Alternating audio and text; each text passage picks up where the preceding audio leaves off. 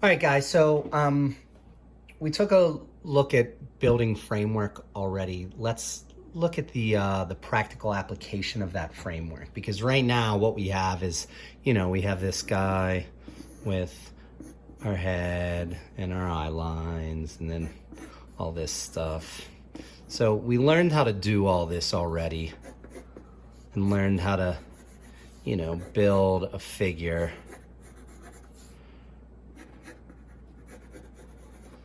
using this stuff. So now we're going to take this and I'm going to show you, well, what do we do with this exactly? So we're going to use Spider-Man here.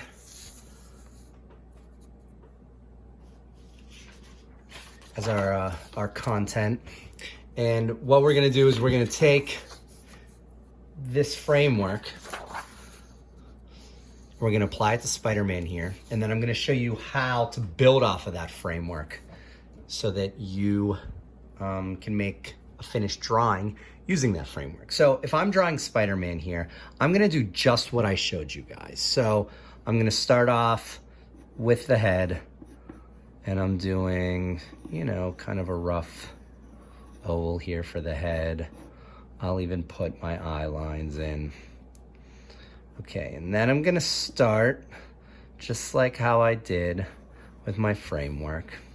Now he's kind of hunched over, his head's down, so you don't see the full neck. So, this is what we did last week when you guys found a couple of different superheroes or, characters of some sort, and then sketched them out using the framework. You probably found that there were all sorts of different funny positions they were in, and in some cases, maybe you didn't see their neck or you didn't see something. So this is the case here. So again, I'm just using the same framework and I'm sketching him out. Just doing the same thing we talked about, so that I now have something that looks kind of like this. Oh, and maybe that foot comes in.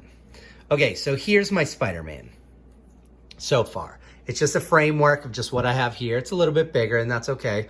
Some of you guys may be drawing a little bit bigger. Some of you may be drawing a little bit smaller, and that's fine. But so I have this framework now, and essentially you can look at it as you now have Spider-Man's skeleton.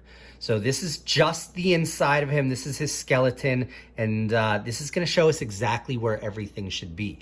So before I get into drawing the details, what I can do is I can kind of step back and I can look to see, okay, is everything proportional? Is his head where it should be in comparison to like his arms?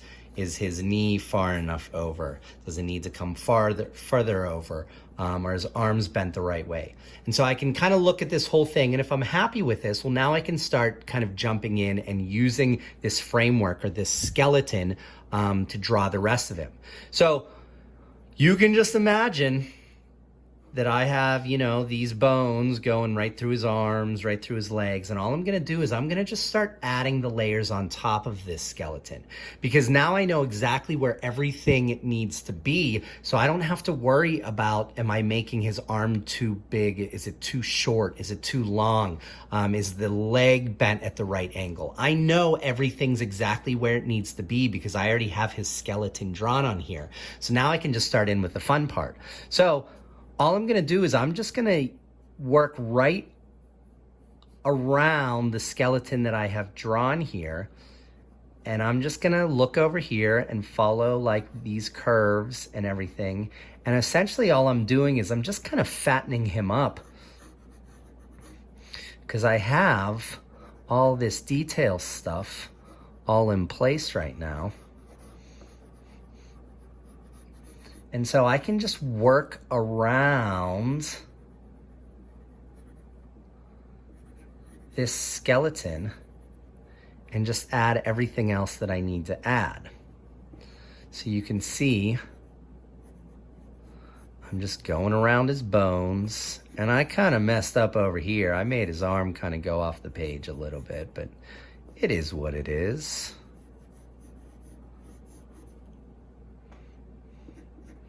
And so now, because I took that extra, I don't know how long it was, maybe a minute that extra minute in the beginning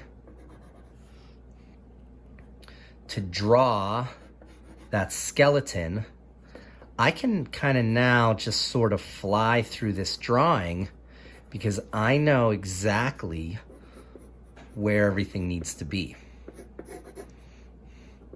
So again, I'm just using that framework. I'm using his bones here to determine exactly where everything goes. So I'm not wasting time here trying to figure out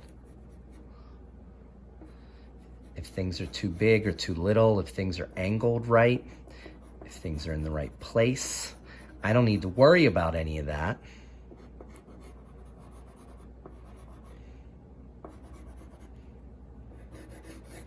Because I got everything in the right place. I know, because I already did that framework. I can even go in, I can get his eyes kind of drawn in. The other thing is, don't really be afraid to make messy drawings. As you can see, I'm kind of just loosely sketching this guy out right now. I'm not making these perfect lines. I don't have everything exactly where I want it to be right off the bat. I'll kind of sketch it loosely like this. You can see me sort of just kind of scribbling these lines. And then, you know, figuring out where things go, figuring out like the lines of his suit, all that stuff.